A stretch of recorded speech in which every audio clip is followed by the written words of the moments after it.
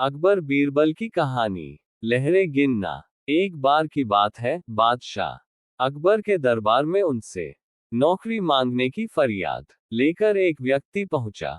उसकी कुछ देर बातें सुनने और बुद्धि की परीक्षा लेने के बाद बादशाह ने उसे चुंगी यानी टैक्स वसूलने वाला अधिकारी बना दिया। बीरबल भी उस दरबार में मौजूद थे। उन्होंने उसे कुछ देर ध्यान से देखने के बाद कहा कि बादशाह, यह व्यक्ति ज्यादा ही चालाक लग रहा है। ये जल्द ही कुछ न कुछ बेईमानी जरूर करेगा। होते होते कुछ समय गुजरा और तब तक उस व्यक्ति ने टैक्स वसूलने का काम पूरी तरह संभाल लिया था। एक दिन बादशाह अकबर के पास एक दो व्यक्ति उस अधिकारी की शिकायत लेकर आए। शिकायतें मामूली थीं, इसलिए उन पर ज्यादा किसी ने ध्यान नहीं दिया। उसके बाद रिश्वत लेने और जनता को परेशान करने के आरोप भी उस अधिकारी पर लगने लगे। इतनी शिकायतें आने पर बादशाह ने सोचा कि इसका तबादला ऐसी जगह कर देता हूं जहां इससे बेईमानी करने का मौका ही न मिल पाए। इतना सोचते ही बादशाह ने फैसला किया कि उसे अस्तबल का मुंशी बनाया जाएगा।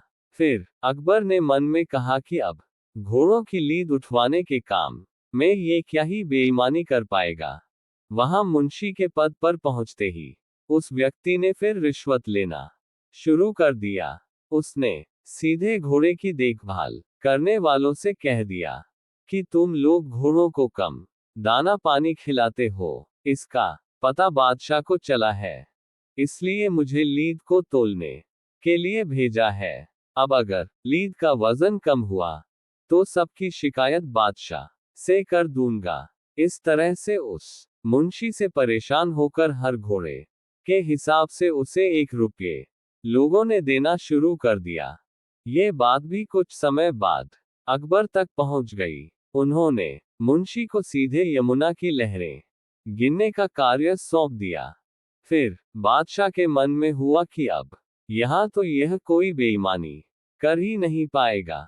कुछ ही दिनों में जैसे ही वो व्यक्ति यमुना किनारे पहुंचा तो वहां भी उसने अपना दिमाग दौड़ा लिया। वो नाव से सवारी करने वालों को रोक रोक कर कहता कि मैं लहरें गिन रहा हूं, ऐसे में तुम लोग यहां से नहीं निकल सकते हो। इसी जगह पर 2-3 दिन तक रुकना होगा।